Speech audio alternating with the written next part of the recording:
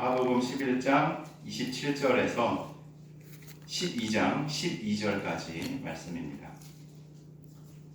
그들이 다시 예루살렘에 들어가니라. 예수께서 성전에서 거니실 때에 대제사장들과 서기관들과 장로들이 나와 이르되 무슨 권위로 이런 일을 하느냐? 누가 이런 일할 권위를 주었느냐? 예수께서 이르시되 나도 한 말을 너희에게 물으리니 대답하라. 그리하면 나도 무슨 권위로 이런 일을 하는지 이르리라.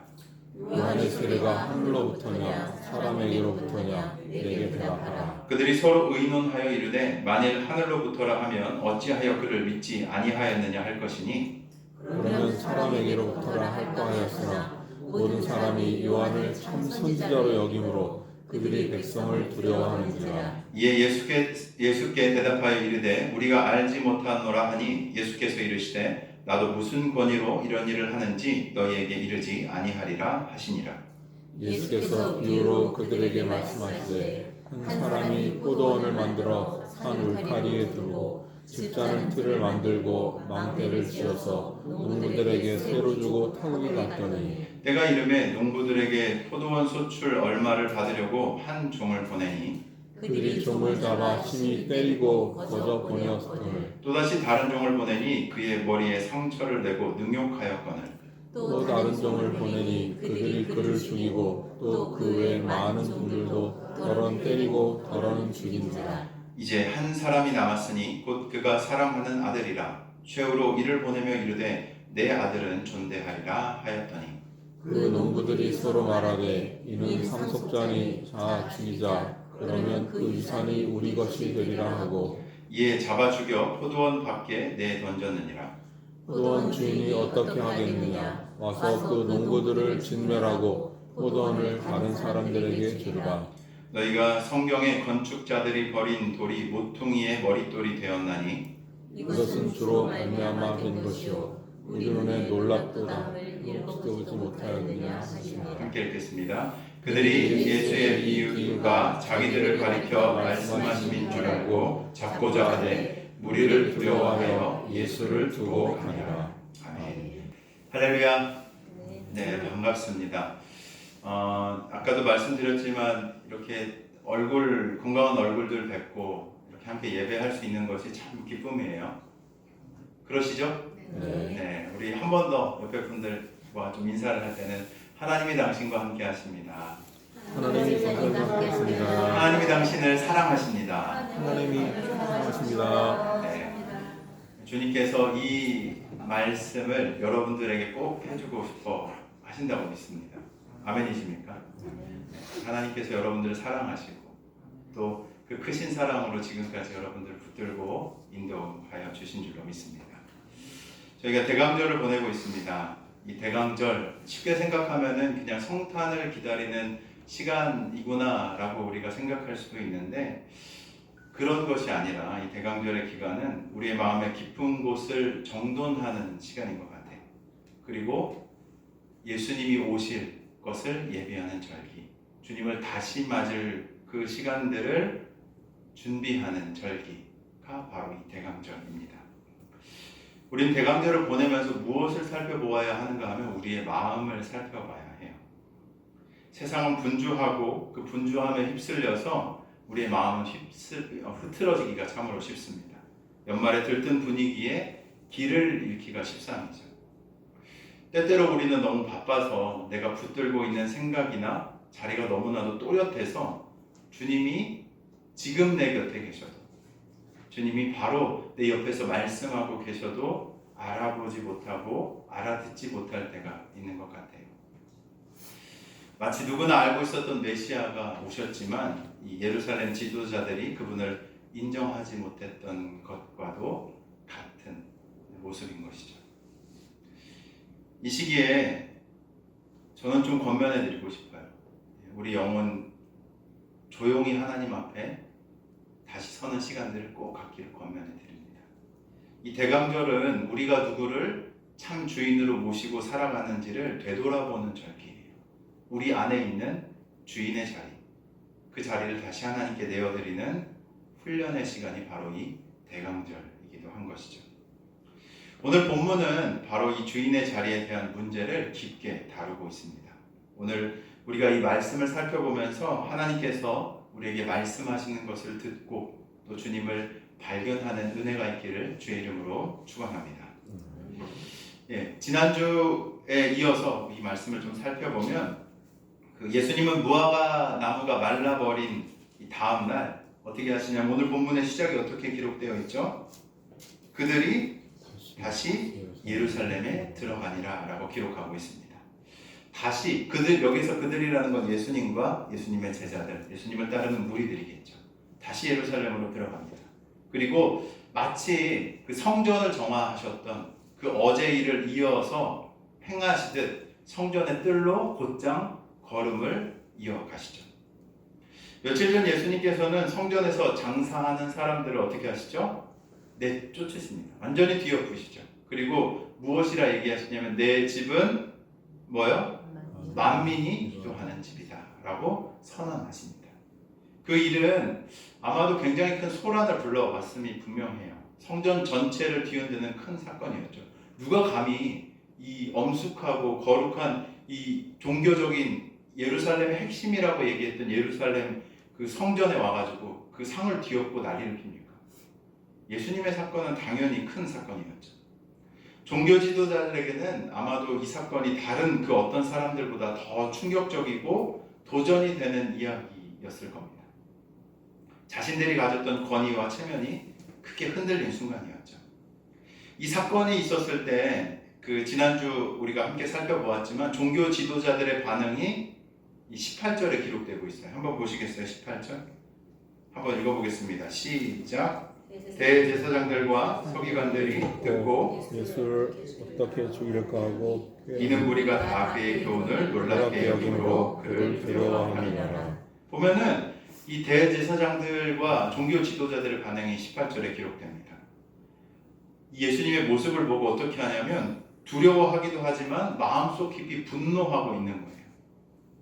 이 분노의 대상, 이 감히 내 권위를 건드는 이 예수라는 건방진 선지자, 이 존재를 어떻게 해야 할까 하면서 예수님을 어떻게 하면 제거할 수 있을지 구실을 찾고 있었던 것이죠. 그 때문에 오늘 본문의 시작 27절을 보면 예수님이 성전을 들어가시자마자 누가 찾아옵니까? 대제사장들, 서기관들, 장로들이 마치 기다렸다는 듯이 예수님을 둘러싸는 거죠. 이 세 집단 누구요? 대제사장들, 서기관들, 장로들. 이 세 집단은 당시 이스라엘 모두가 인정하는 지도자들이었습니다.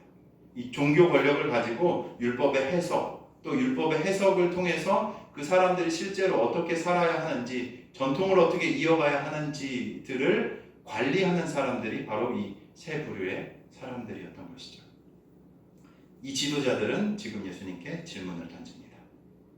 그런데 그 모양새를 보면 이 질문은 그냥 단순한 질문이 아니라 이 18절 조금 전에 우리가 살펴보았던 것처럼 예수님을 어떻게 하면 제거할 것인가를 이루기 위한 질문을 지금 예수님께 던지고 있는 거예요. 최고의 권력자들이 몰려와서 지금 신문을 하는 것처럼 예수님께 질문을 던지는 것이죠. 그들이 던진 질문 살펴보면 28절에 뭐라고 나와 있습니까? 한번 읽어볼까요? 28절 뭐라고 나와 있는지 시작. 이르되 무슨 권위로 이런 일을 하느냐? 누가 이런 일을 할 권위를 주었느냐? 네, 아주 질문이 단도직입적입니다. 누가 무슨 권위로 이런 일을 당신이 하는가? 이들이 종교 지도자라고 말씀드렸잖아요. 그렇죠? 말씀을 해석하고 전통을 관리하는 자들이라 말씀드렸는데 그들의 위치에서 보면 이 질문은 표면적으로는 문제가 없는 질문이에요. 그렇죠? 소란을 일으켰기 때문에 예수님에게 네가 무슨 권위로 이런 일을 하느냐라는 것을 묻는 것은 표면적으로 봤을 땐 아무런 문제가 없어 보이죠. 하지만 이 질문의 겉에 드러나지 않은 속내가 담겨 있는 것이 바로 이 질문입니다. 그들이 던진 질문 속에는 두 가지 의도가 담겨져 있었는데 첫 번째로 무엇인가 하면 예수님을 불법한 선지자나 선동가로 몰기 위한 의도가 있었던 질문인 거죠. 만약 예수님께서 무슨 권위로 하냐라는 이 질문에 하나님께서 주신 권위라고 대답하면 뭐라고 했을까요? 그 즉시 신성모독이다. 신성모독이다. 어찌 감히 하나님의 권위를 네가 운운하느냐라고 하면서 이단으로 몰아 정죄하기 십상이었던 거죠. 또한 두 번째로 백성들 앞에서 이 세를 얻고 있었잖아요. 막 예수님이 가시는 곳마다 몰려다니는 사람들, 추종자들이 있었던 것을 두려워했죠. 그래서 그런 예수님의 어떤 명분을 꺾으려는 의도가 있었던 겁니다. 만약에 예수님께서 이렇게 하나님의 권위로 내가 이런 일을 한다라는 것을 얘네들이 함정을 파고 이제 질문하고 있구나라는 것을 알아채셨을 때 대답을 똑바로 못한다고 한다면 수많은 백성들이 어떻게 생각하겠어요? 예수님의 권위와 인기가 그 자리에서 실추될 수밖에 없었던 거죠. 그러니까 이런 악의적인 의도로 예수님께 지금 질문을 던졌던 겁니다. 그러나 예수님께서는 그들의 의도가 있는 질문을 어떻게 합니까? 아셨어요. 네. 그리고 그래서 그들의 질문에 곧장 대답하지 않고 반대로 질문을 하나 던지십니다. 30절 뭐라고 질문하시죠? 한번 읽어볼까요? 시작. 요한의 세례가 하늘로부터냐 사람으로부터냐 내게 대답하라. 네. 이 질문은 종교 지도자들의 마음을 정면으로 겨냥한 질문이었습니다. 만약 그들이 요한의 세례는 하나님께로부터 왔다라고 말하면 예수님 뭐라고 물으실까요? 그렇다면 요한이 나를 증언했는데 왜 나를 믿지 않는 거니? 라고 말씀하셨겠죠. 반대로 그것은 요한의 권위는 사람으로부터 온 것이 아닙니다. 사람에게서 나온 것이다 라고 하면은 백성들 앞에서 어떻게 되냐면 돌맞을 위험에 처한 거예요. 사람들은 요한을 참 선지자로 믿고 있었기 때문이죠. 사람들은 그들을 공격하고 정죄할 것이 분명했기 때문에 진퇴양난이라는 말이 아마 이런 때 쓰여지는 말이 아닐까라고 생각을 해봅니다. 예수님의 질문에 그들은 곧바로 대답하지 못하고 서로 수군거리면서 계산하기 시작하죠. 어떻게 하면 이 상황을 빠져나갈 수 있을까라고 머리를 모았습니다. 이 애처로운 장면을 우리가 보고 있습니다. 이 애처로운 장면, 그 종교 지도자들이라고 하는 그들이 무엇을 신경 쓰고 있는지를 너무나도 분명하게 보여주죠. 아까도 말씀드렸지만 찾아온 사람들이 누구라고요? 대제사장, 서기관, 장로입니다. 이들이라면 당시 사회에서 최고의 권위를 가진 권력을 누렸던 자들이죠. 그들은 마땅히 무엇을 해야 되냐면 자신들이 가지고 있는 율법, 하나님의 말씀을 따르면서 주님께서 그 주신 진리에 목숨을 걸고 살아야 하는 사람들이 되었어야만 하는 것이죠. 근데 지금 이 모습을 보면 그들이 무엇을 신경 쓰고 있는지가 분명하게 보입니다. 뭘 신경 쓰고 있나요? 사람들의 반응. 야, 너 대답 잘못하면은 돌 맞을 텐데. 자기 자리에 안전. 이 나사렛 선지자, 이 사람들을 몰고 와서 성전을 회방하는 자를 어떻게 해서든 내 권위를 흔드는 이 자를 어떻게 해서든 해결해야 될 텐데 라는 것들을 신경 쓰고 있었던 거죠. 지금 그들 앞에는 누가 계시냐면 하나님의 현현이신 예수님께서 직접 그들 앞에서 말씀하고 계심에도 불구하고 그들은 그런 것들이 지금 전혀 보이지 않고 있는 거예요. 다만 내 자리를 어떻게 하면 지킬 수 있을까? 사람들에게 비난받지 않을 방법이 있을까? 라고 하면서 이 상황을 어떻게 빠져나갈지 하는 생각으로 가득 찼다는 것이죠. 결국 그들 어떻게 대답하죠? 33절 보면 예수께 대답하되 이르되 우리가 알지 못하노라. 아이러니죠. 스스로 율법과 전통을 누구보다 잘 안다고 인정되어지고 종교 지도자로서 추앙받던 그들이 정작 하나님이 보내신 선지자의 사역에 대해서는 뭐라고 얘기하냐면 모른다라고 대답하고 있는 것입니다. 그들의 이 대답은 단순하게 몰라서 모른다고 말하는 게 아니에요. 어떤 속내가 있는가 하면 진리 앞에서 멈춰서기를 선택한 마음, 즉 순종을 거절하는 선택의 대답이었습니다. 예수님은 그들의 대답을 들으시고 이렇게 말씀하십니다. 나도 너희에게 무슨 권위로 이런 일을 하는지 이르지 아니하리라. 예수님의 그 이후의 이야기들을 보면 그들의 대답을 들으시고는 더 이상 논쟁을 이어가지 않으세요. 진리를 지금 밝히 드러내도 받아들일 준비가 되어 있지 않은 마음에 아무리 설명을 해도 소용이 없음을 예수님께서는 아셨던 것이죠. 그래서 예수님은 어떻게 하시는가 하면 직접 설명하는 방식이 아니라 그들의 마음속 깊은 문제를 비추이는 비유의 언어로 말씀을 전하십니다. 저는 내용을 보면서 예수님께서 이들을 거절하신 것이 아니구나라는 것을 좀 발견했던 것 같아요. 거절했으면 그냥 떠나시면 됩니다. 근데 다시 또 그들의 마음의 상태를 파악하신 뒤에 비유로서 또 얘기를 하시는 거예요. 그들을 반대하고 예수님 자신을 죽이려 했던 그들을 멸시하거나 거절하신 게 아니라는 거예요.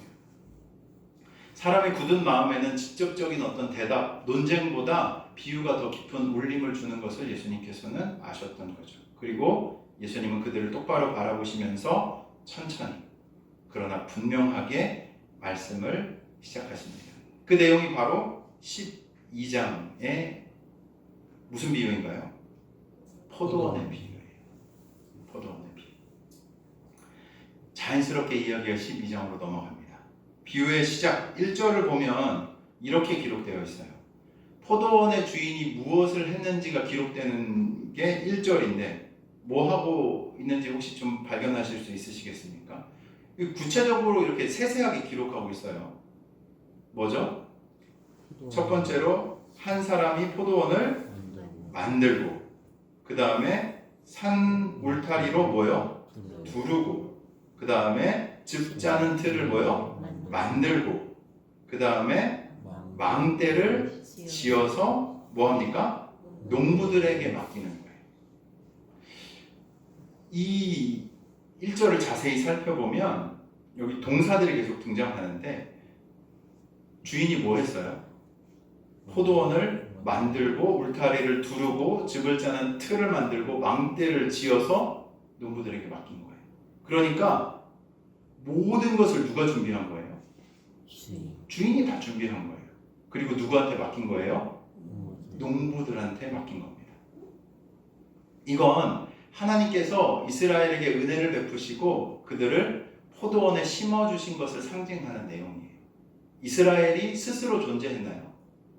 구약을 보면 보잘것없는 유목 부락이었어요. 사람들이었다. 뭐 민족이라고 하기도 부끄러울 만큼 그냥 사막에 떠돌아 다니는 한 부락. 근데 그들을 어떻게 합니까? 한 민족으로 세우고 하나님께서 보호하신 것이죠. 잘 가꾸어 놓은 밭에 열매를 기대하는 것은 어떻습니까? 당연한 거예요. 그래서 추수할 철이 되어서 주인은 어떻게 합니까? 열매를 받기 위해 누굴 보내요? 종들을 보냅니다. 그런데 그 잘 지어진 모든 것이 주인의 손으로 지어진 그 포도밭에 있었던 농부들은 어떻게 반응하죠? 주인의 심부름을 받아온 종들을 때리고 모욕하고 죽입니다. 이건 하나님께서 반복적으로 그 선지자들을 이스라엘에 보내셨으나 이스라엘이 계속 거절하고 박해했던 역사를 보여주는 내용이에요. 왕정시대부터 포로기까지 선지자들이 어떻게 합니까? 늘 핍박받고 거절당하고 심지어는 죽임을 당합니다. 포도원 누구의 소유죠? 모든 것을 다 만든 게 누구예요? 주인이에요. 포도원 주인. 그죠? 근데 하나님의 것이에요. 근데 그 포도원을 관리하라고 맡겨준 농부들은 그 포도원의 소유권을 지금 어떻게 하는 거예요? 착각하고 있는 거예요. 누구의 것이라 생각하죠? 내 거다. 맡김받은 자임에도 불구하고 무엇이라 생각하냐면 내 거다라고 생각하고 당연하게 주인께 드려야 될 것을 거부하면서 종들을 때리고 모욕하고 죽였던 거죠. 5절을 보면 이 말씀 좀 묵상하면서 이 구절이 좀 보였는데 5절을 보면 종을 보내니 그들이 그를 죽이고 또 그 외에 많은 종들도 더러는 때리고 더러는 죽인지라 라고 기록합니다. 또 그 외에, 그러니까 많은 종들을 더 보냈대요. 그냥 한둘만 처음에 보낸 게 아니라 또 그 외에 많은 종들을 보냈다고 말씀이 기록합니다. 참 어떻게 보면 좀 송구하지만 주인은 일반인들이 보았을 때 죄송해요. 멍청하다 할 정도로 자비로운 것 같아요. 그렇지 않습니까?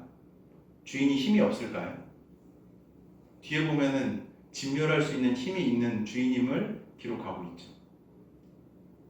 한두 번 보내면 우리나라 말에 몇 번쯤 참나요? 3, 4번 하잖아요. 그죠? 한 3번 정도 내가 보내가지고 말을 잘 들으면은 그래, 그 정도까지 참아줄 수 있지. 하지만 말씀 뭐라고 기록하냐면 또 그 외에 많은 종들을 보냈다라고 기록합니다.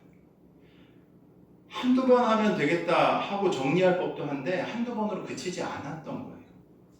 반복적으로 보냈다는 건 뭘 좀 우리가 그곳에서 발견해야 하는 걸까요? 주인이 오래 참는다는 거예요. 참 오래 참는 주인이구나. 당연한 것을 지금 주인은 요구하고 있거든요. 그것을 거부하는 내가 맡겨둔 그 농부들을 단칼에 처리할 수 있는 힘이 있는 주인이었어요. 근데 주인은 그렇게 하지 않았던 거예요.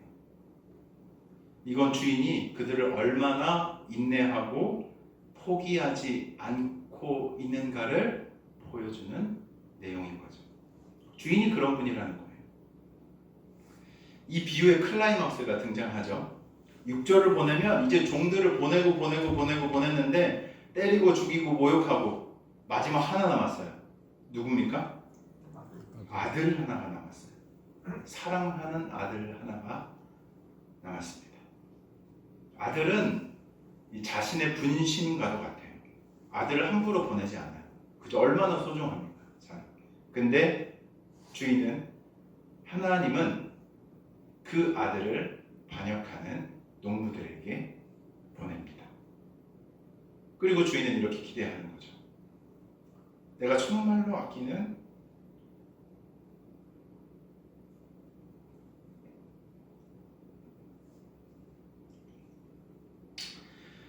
내 아들을 보냈으니까 그들이 내 아들은 존대하겠지. 나를 닮은 내 아들을 보내니 그 종들은 나를 닮은 그를 보고 내 아들을 존대하겠지 라고 하면서 아들을 보내는 거죠. 여기에서 이 포도원 주인의 소망과 자비가 너무나도 선명하게 보이는 거예요. 얼마나 간절한 마음으로 주인 자신의 아들을 그곳에 보냈겠습니까? 근데 농부들은 어떻죠? 어떻게 반응합니까? 야, 상속자다. 죽이자. 그러면 유산이 누구의 것? 나의 것, 우리의 것이 될 것이다. 얼마나 어리석은 반응입니까? 포도원이 그들의 소유인가요? 절대 아니에요. 잠시 맡겨진 겁니다. 청지기로서 잠시 그들이 가꾸어야 했던 것에 불과한 거죠. 제가 여기서 이 주인의 성품으로 미루어 짐작해 보건대 그들이 충실하게 포도원을 가꾸고 거기서 났던 소출을 마땅히 주님께 드린다면, 그 포도원 지기의 본분을 다했다면 주인은 아마도 큰 상급으로 그 농부들을 치하했을 겁니다. 얼마나 좋은 주인이에요. 후이 주고 꾸짖지 아니하는 꾸짖지 아니하시는 주인의 그 성품으로 그 농부들을 대했음이 분명합니다. 이 주인만큼 자비롭고 자애로운 사람이 어디 있어요? 근데 어때요? 맡겨진 것을 착각한 농부들은 포도원을 누구 거라고 생각한 거예요? 내 거다. 비유의 마지막 12장 12절은 이렇게 기록합니다. 그들이 자기들을 가리켜 한 말씀인 줄 알고 예수를 잡고자 하되. 제사장들, 지금 이 비유를 듣고 있는 사람들이 누구인지 기억하시죠? 누굽니까? 제사장, 서기관, 장로들이에요. 이 제사장, 서기관, 장로들은 지금 예수님이 말씀하신 이 비유를 정확하게 알아들었어요. 말씀을 통달했던 사람들이에요. 잘 알고 있었던 그들은 구약에서 이 포도원은 이스라엘을 가리키는 상징으로 반복적으로 등장했다는 것을 이야기가 시작하면서부터 알아먹었을 거예요. 또한 그 안에 등장하는 이야기의 전개는 자신들의 선조의 역사를 자연스럽게 떠올릴 수밖에 없었던 거죠. 더더군다나 이 비유 속에 등장하는 농부들의 죄는 지금 자신들이 하고 있는 행동과 너무나도 동일을 했기 때문입니다. 지금 눈앞에 하나님의 독생자이신 예수님께서, 아들로 오신 그분께서 계시는데 예수님을 죽이고 제거하려는 모의했던 자신들의 모습이 비유에 적나라하게 드러나고 있었던 것이죠. 예수님은 이 비유의 결론으로 시편 118편을 인용하십니다. 몇 절에 나오냐면 모퉁이돌 말씀 몇 절에 나오죠? 10절. 몇 절이요? 12장 10절에 나옵니다. 10절. 12장 10절에 보면 성경마다 좀 다른데 머릿돌이 되었나니만 한번 좀 읽어볼까요? 시작. 건축자들이 버린 돌이 모퉁이의 머릿돌이 되었나니. 이 말씀이 시편 118편에 나오는 말씀이에요. 사람들이 버린 그 예수님을 하나님은 구원의 중심, 건축할 때 모퉁이돌, 건축의 핵심을 이루는 그 모퉁이돌로 삼으시겠다라는 이야기를 예수님께서 말씀하고 계신 거죠. 대강절은 이 머릿돌이 되신 예수님을 다시 마음의 중심에 모시는 계절입니다. 세상은 여전히 예수님을 옆으로 밀어내고 종교 지도자들처럼 자기 자리를 지키려 하지만 하나님께서는 어떻게 하시는가 하면 이 말씀을 통해서 예수님을 가장 중요한 자리에 있는 분으로 다시 우리에게 소개하시는 것이죠. 여기에서 우리는 진리를 이해하는 것과 진리 앞에 무릎 꿇는다는 것은 다른 문제라는 사실을 발견하게 됩니다. 이 종교 지도자들 얼마나 말씀을 많이 알겠어요? 얼마나 날카롭게 말씀을 해석할 수 있는 사람들이었겠습니까? 사람들이 찾아오면 말씀으로 판결을 내줘야 되는 사람들인데 얼마나 그런 것에 익숙한 사람들이었겠어요? 말씀을 많이 알고 해석을 날카롭게 하고 이해한다고 해서 자동으로 하나님께 순종하는 사람이 되는 것은 아니라는 거예요. 이 중요한 차이를 가르는 것, 그것은 무엇인가 하면 하나님을 주인으로 인정하는 겸손한 마음인지 아니면 끝까지 자기 자리를 지키려고 하는 완고한 마음인지에 따라 갈리게 되는 겁니다.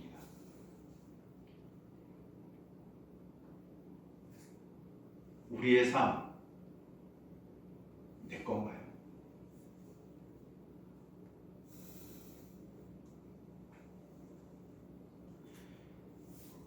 하나님께서는 모든 것을 우리에게 주셨습니다. 그 어느 것 하나 하나님께서 주시지 않은 것이 없어요.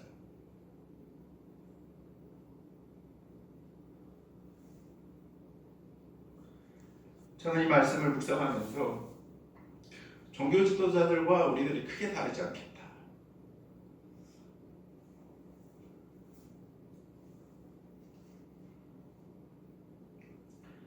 하나님을 주인으로 인정한다고 하면서 정작 주님께서 우리에게 말씀하시고 요청하시는 그 음성들을 듣지 못하는 이 종교적인 가식에 쌓여 있는 사람들의 모습이 바로 우리의 모습이지는 않을까 하는 생각을 하게 되었습니다.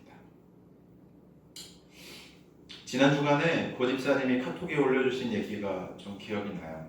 깨져버린 화문을 어떻게 하냐면 그냥 버리지 않고 조각을 하나하나 붙여다가 다시 쓰실 것이라고 카톡에 올려주셨더라고요. 사진을 봤는데 흠이 나 있고 금이가 있고 완벽하지 않은 화분입니다.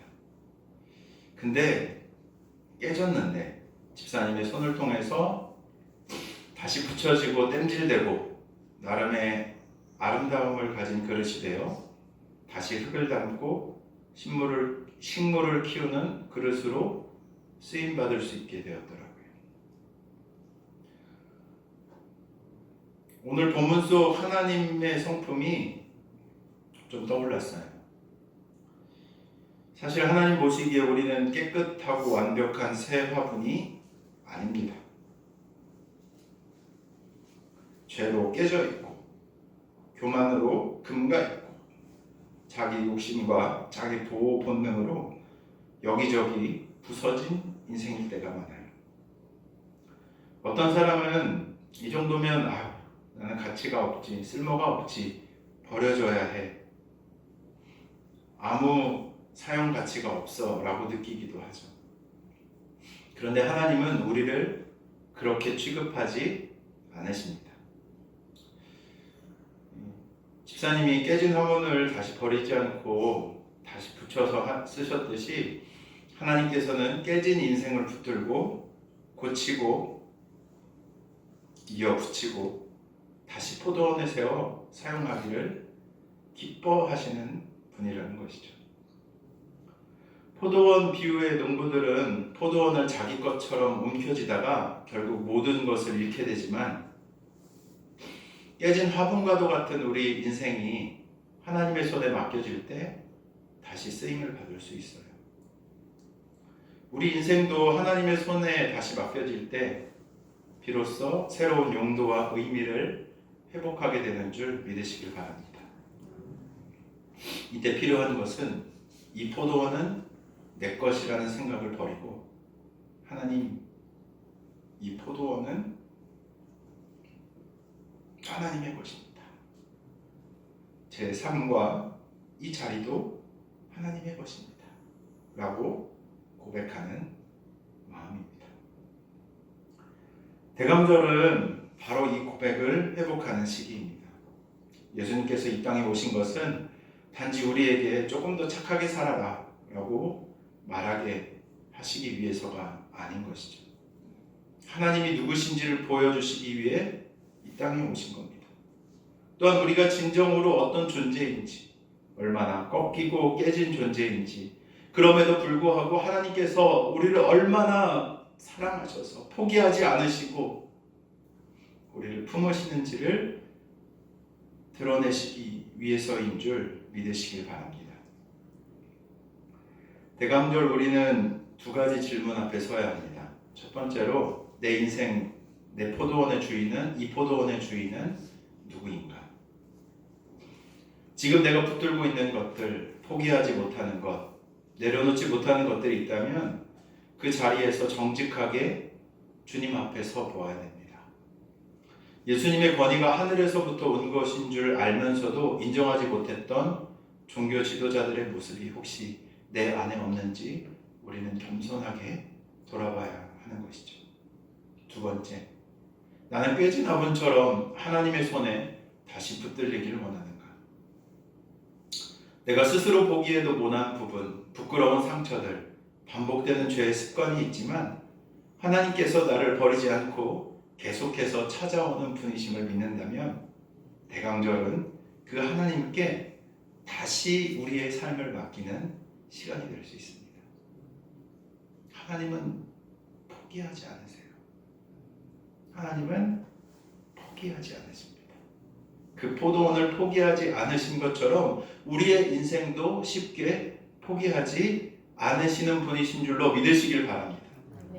여러 번 종들을 보내시고 결국 아들을 보내셨듯이 오늘도 말씀을 통해, 사람을 통해, 예배를 통해서 계속해서 우리를 부르고 계신 것이죠.